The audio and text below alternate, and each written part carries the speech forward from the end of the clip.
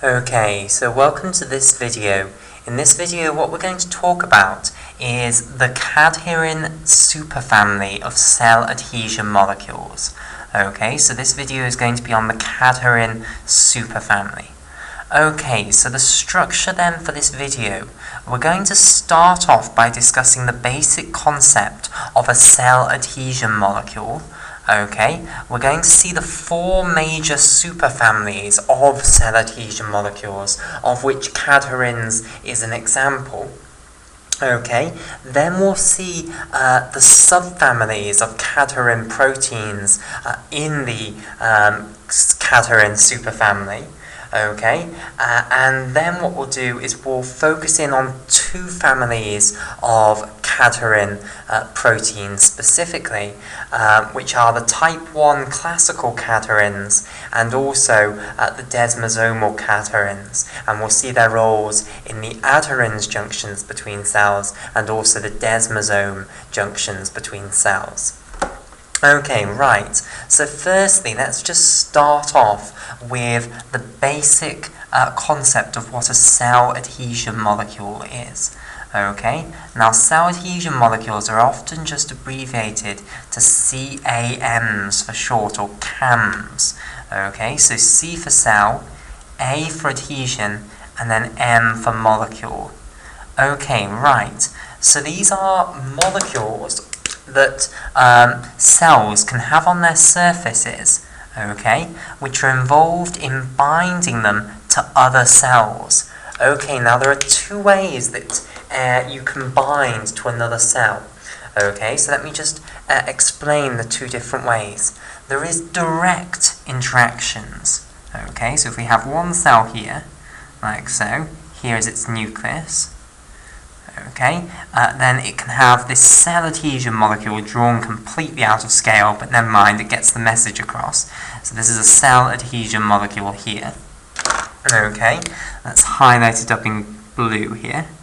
Okay, and it can interact with another cell adhesion molecule on the surface of another cell.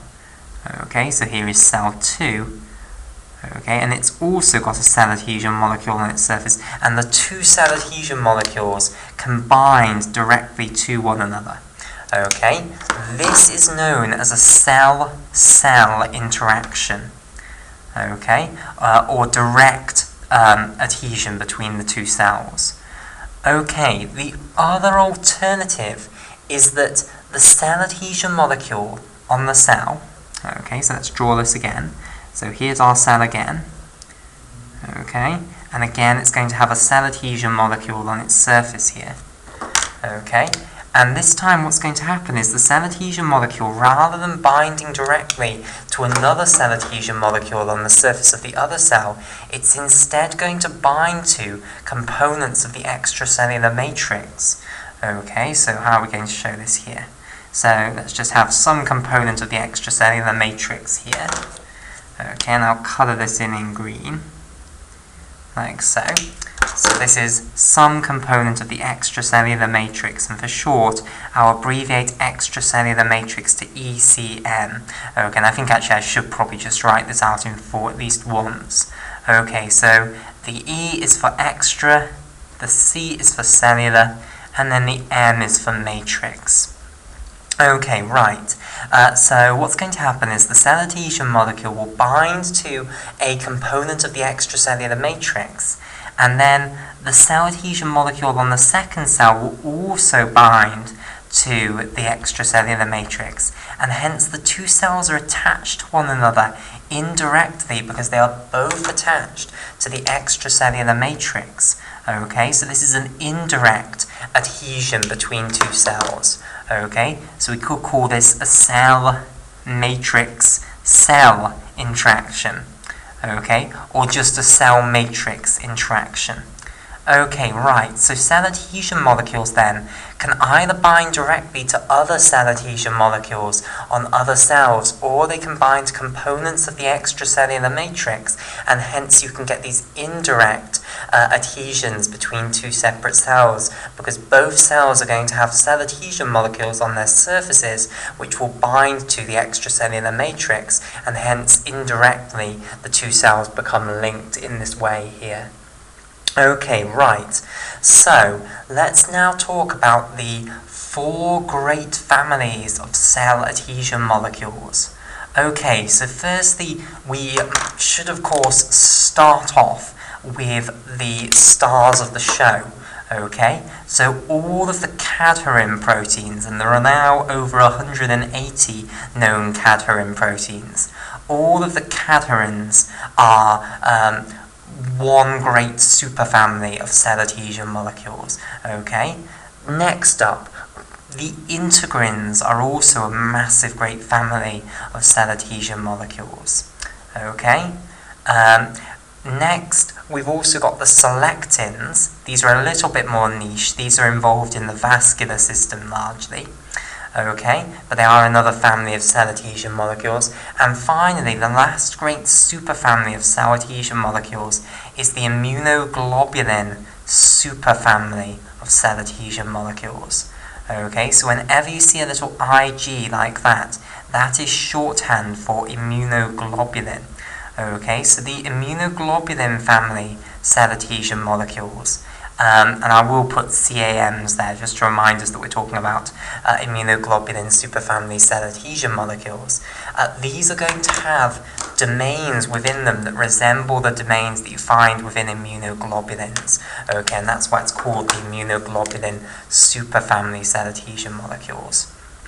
Okay, so these 4 great families, these are the 4 great families of cell adhesion molecules. Okay, and remember, some of them will interact directly via cell-cell interactions, and other ones will interact by binding to extracellular matrix and thereby indirectly linking two cells together. Okay, so not all of the proteins that we consider cell adhesion molecules are going to be involved in this first direct type of interaction between two cells. Some of them will be involved in this second, more indirect interaction that you have between the two cells. Okay, right. So, those are the different sorts of interactions that cell adhesion molecules can have. These are the different types of cell adhesion molecules. Now we're not going to say anything more about integrins, selectins, or immunoglobulin superfamily cell adhesion molecules. We're going to completely focus our attention on the cadherins. Okay, so let's start by discussing how the cadherins are actually going to bind to the cell membrane. Okay, now the answer is very simple for most cadherins, okay, but there are a few exceptions. Most cadherins are just integral membrane proteins, okay, so they're just going to have a transmembrane portion. They're going to have membrane-spanning alpha helices which integrate them into the cell membrane, and that's how the protein is going to end up bound to the cell membrane of our cell.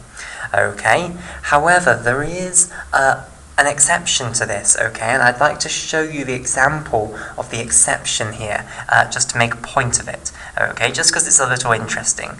So, T-cadherin, which is a type of cadherin protein, T-cadherin binds to cell membranes in a very different way from most of the cadherins, okay. T-cadherin is not an integral membrane protein. The protein itself is actually going to be outside of the cell, completely outside of the cell, okay? It's going to end up attached to the cell membrane in a different way, okay? So here is going to be the protein T-cadherin, and now what we're going to do is we're going to stick a lipid moiety onto T-cadherin, okay, and this lipid moiety is then going to integrate into the outer leaflet of the phospholipid bilayer and therefore hold the T-cadherin protein at the outer leaflet of the phospholipid bilayer. Okay, right, So let me discuss this. So we'll start by discussing the lipid moiety that you are going to attach onto the T-cadherin protein, and then we'll see how it's going to integrate into the outer leaflet of the phospholipid by there.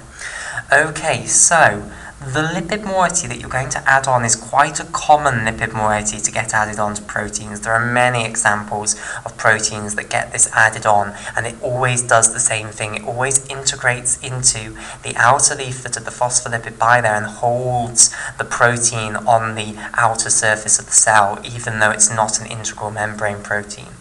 Okay, so the lipid is called GPI for short, and this stands for glycosyl phosphatidyl inositol, so it's got a massive great name. Okay, now I'm going to talk you through this name nice and slowly.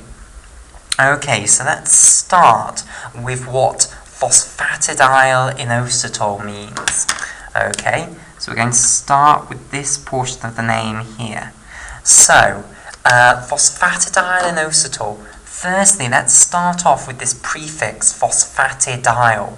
Okay, so what that means is that you are going to contain within your structure phosphatidic acid. Okay, so let's talk then about the structure of phosphatidic acid. So I'm going to draw a cartoon of phosphatidic acid. So phosphatidic acid I'm going to represent like so. Okay, these two horizontal lines here, okay, which I'm now colouring in green, these are going to represent long-chain carboxylic acids. Okay, so carboxylic acid molecules which have a really long hydrophobic tail. Okay, so these are long-chain carboxylic acids. So those are lipid structures. They're not going to interact well with water at all. They're going to want to integrate into the hydrophobic core of the phospholipid by there. Now, there is another name that is commonly used for long-chain carboxylic acids, and this is fatty acids. Okay, and this nicely gets across the point that they are fatty molecules. They're extremely hydrophobic. Okay, right. Then, what have you attached these to? We've attached them to a glycerol molecule here in green. Okay, so in green here, this is supposed to represent our glycerol molecule. Now, glycerol is the old name for a molecule that would now more properly be called propane 1,2,3 and then triol. Okay, so although propane 1,2,3 triol is more of a mouthful than glycerol, it's a useful name because it tells us exactly what we're dealing with here. It tells us that we're dealing with a 3-carbon molecule, propane, where we have alcohol groups coming off the first, the second, and the third carbons of that molecule. Okay, now onto the alcohol group coming off the first carbon up here, we have attached this long-chain carboxylic acid. It's the same as occurred for the alcohol group coming off the second carbon. We've attached on the long-chain carboxylic acid. Now, to create phosphatidic acid, what we're going to do is then finally, onto the alcohol group that comes off the third carbon, we are going to attach a phosphate group, which is going to be represented by this pink ball here. Okay, so this represents our phosphate group here. Okay, right, so that is phosphatidic acid. Okay, when you have glycerol bound to 2 long-chain carboxylic acids off its first and second alcohol groups, and a phosphate group bound to the alcohol group that comes off the third carbon, that's phosphatidic acid. Now, if you want to create phosphatidyl inositol, you have to link inositol onto the phosphate group of phosphatidic acid. Okay, so what you're going to do now is put an inositol molecule on here. Now, what is inositol? Okay, well, inositol, once again, it's an old name for a molecule that would now be called cyclohexane, okay, and then 1, 2, 3, 4, 5, 6 hexol. Okay, and certainly cyclohexane 1, 2, 3, 4, 5, 6 hexol is far more of a mouthful than inositol, but it is a useful name because it has told us again exactly what this molecule actually is, whereas inositol didn't tell us anything. Okay, it's told us that it's a 6-carbon molecule, that's the hexane. It's in a ring, okay, so it's folded around into a hexagon like so, cyclohexane, and then off every single one of the carbons in that ring, you are going to have an alcohol group coming off. Now, you are going to attach the alcohol group that comes off the first carbon of the inositol ring here onto the phosphate group here, okay? And I'll colour in this hexagon ring here in blue. And that's how you create phosphatidyl inositol. So because you've got phosphatidic acid within your structure, it's called phosphatidyl, okay? Then you've got inositol attached on, so this is phosphatidyl inositol. Okay, right, but we don't want phosphatidyl inositol, we want to go further. We want glycosyl phosphatidyl inositol. So how do we create glycosyl phosphatidyl inositol? Well, basically what you do is you add on a few carbohydrate molecules now, okay, and these are going to go on here. So we're going to attach on 4 carbohydrate molecules, which I'm just going to show as little squares here, okay. So these are carbohydrate molecules that we're now attaching on here. Okay, so one of them, the first one here, is going to be glucosamine.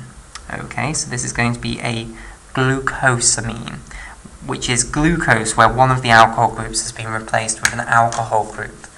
Okay, so we'll denote that just as a red box to keep things nice and simple. Okay, then after the glucosamine, what we've got is 3 mannose molecules. Okay, so these 3 here, these are all mannose molecules. Okay, so that's what those are. Right, then, off this final mannose molecule, what we are then going to have is a molecule that's known as phosphoethanol amine. Okay, and then on the end you're going to have the amino group here, which is going to attach onto the carboxylic acid group of the polypeptide. Okay, right, so let's put this here. Now I'm just wondering how I'm going to fit all of this in. Right, so I'm just going to draw it and then I'll explain exactly what we've done. Okay, right, so this this ball here that I'm now colouring in purple, that's the phosphate group. This line here, this represents the ethane, the 2 carbons, and then we've got an amino group right on the end. Okay, so this is what's known as phosphoethanol amine. Okay, so the phosphate group gives us the phospho. Then we've got ethanol, okay, and the reason it's called ethanol, so you might ask where's the alcohol group? Well, the alcohol group was involved in binding to the phosphate group, okay, and then finally we've got an amino group right on the other side. So basically what this portion in the middle here consisted of is it consisted of 2 carbons, like so, that's the eth in this name here, okay, then on one side you had the alcohol group, and then on the other side you had the amino group. Okay, so this would be ethanol amine here. Okay, so this is ethanol amine. We've then taken the phosphate group and attached this on here. Okay, so this has been attached to the alcohol group on the ethanol amine molecule, and it's also attached onto the mannose molecule here. Okay, that creates us phosphoethanol amine. Then what we have done is we have attached this amino group to the carboxylic acid group of the polypeptide. Okay, right. Now before I actually go any further, we have now finished the structure of glycosyl phosphatidyl inositol. Okay, so imagine that I have not drawn that carboxylic acid group bound to the amino group. All that I have now shown you here, okay, this is glycosyl phosphatidyl inositol. We've got phosphatidic acid here. We've got inositol, that's the phosphatidyl inositol. We've put on 3 sugars, that's the glycosyl. You also have to put in phosphoethanol amine, that's also counted in the glycosyl. Okay, and that whole structure now circled in green, that is GPI, glycosyl phosphatidyl inositol. Okay, now, how can you attach this onto polypeptides? Well, let's just have a little bit of a revision of what a polypeptide is. Remember, a polypeptide is this polymer of amino acids. Okay, so it's amino acid joined to amino acid joined to amino acid joined to amino acid. Now, it has two terminals, an amino terminal at one end and a carboxylic acid terminal at the other end. You can attach the carboxylic acid terminal of proteins onto the amino group of the phosphoethanol amine in the glycosyl phosphatidic inositol. And hence, what you basically do is you tag one of these molecules onto the end of your polypeptide. Okay, this is how you can attach GPI molecules onto proteins. Now, what's the significance of attaching GPI molecules onto proteins? Well, basically, if we have our cell membrane here, okay, remember the cell membrane is this double layer of phospholipids. This is a phospholipid, just like the phospholipids in the cell membrane. It's got a rather larger head than most of them, but it's still a phospholipid. It's got a phosphate group here and those two long-chain carboxylic acids. And remember, the only characteristic that you actually have to have in order to be a phospholipid is that you have to have a long-chain carboxylic acid within your structure, at least one. Okay, so you need a fatty acid within your structure, and you also need a phosphate group within your structure. Okay, so this molecule certainly ticks both of the criteria in order to be a phospholipid. Okay, so those are the only two criteria that you need to obey in order to be considered a phospholipid. Okay, right. So now what's going to happen is this glycosyl phosphatidic inositol is going to end up anchoring in the outer leaflet of the phospholipid bilayer. Okay, now I regret kind of not leaving a bit more space here, but let me show this here. So we'll have these representing the long-chain carboxylic acids here. Here is the glycerol molecule, here's the phosphate head here. Okay, so let's add a bit of colour on to try and make it look simpler. Here are the long-chain carboxylic acids. Here in green is the glycerol molecule. Here in vivid purple is the phosphate group. Okay, and then off the phosphate group we then have our inositol ring here. Okay, so I'll colour that in blue. Okay, and then coming off the inositol ring, we then have those four sugar molecules. Okay, one is glucosamine, and then the other three following that are mannose sugar molecules here. So let's colour those in. So here's one in yellow, here's those are the three mannoses. Okay, and then here we'll have the glucosamine. Okay, then we've got the phosphoethanol amine, which I'll put here rather than there. Okay, so there's the phosphate group. Here's the ethanol. Here's the amino group, which is now involved in the carboxylic acid, in binding to the carboxylic acid group of the polypeptide here. Okay, so here is our polypeptide, and effectively this anchors that protein onto the outside of the phospholipid bilayer. Okay, so this is how you anchor T-cadherin onto the outer side of the phospholipid bilayer. Okay, so it's known as a GPI anchoring. Okay, so we would say that T-cadherin is GPI anchored, basically. It's anchored onto the outer leaflet of the phospholipid bilayer by GPI, or glycosyl phosphatidic inositol. Okay, right. So that's just a curiosity. Most of them are not attached to the outer leaflet of the phospholipid bilayer in this way. Instead, they are integral membrane proteins. Okay, right. So, now what I want to discuss before we move on to the different subfamilies of cadherins, I want to discuss the characteristic feature that you have to actually have to be a cadherin, because it's not easy to pinpoint exactly what you have to have in order to be a cadherin. Okay, for instance, if you well, it is easy. I'll tell you what it is in a moment, but it's not a case of they have the same membrane-spanning topology. all the different cadherins have different membrane spanning topologies. Okay, so it's not like G protein coupled receptors where you can say, oh, they all have 7 membrane spanning alpha helices. Bingo. The cadherins all have different numbers of membrane spanning alpha helices. All the examples that we're going to see, okay, are going to have 1 membrane spanning alpha helix, but some of the more niche examples do have more. Okay, right. So, what is the characteristic feature then that all cadherins have? Well, basically they have a special domain in their extracellular portion. Okay, so all of them have some portion that's extracellularly. Okay, and in this extracellular domain, you have a special domain which is known as the EC domain, and this does not just stand for extracellular domain. Okay, it's close to say that it stands for extracellular domain. It in fact stands for the extracellular cadherin domain.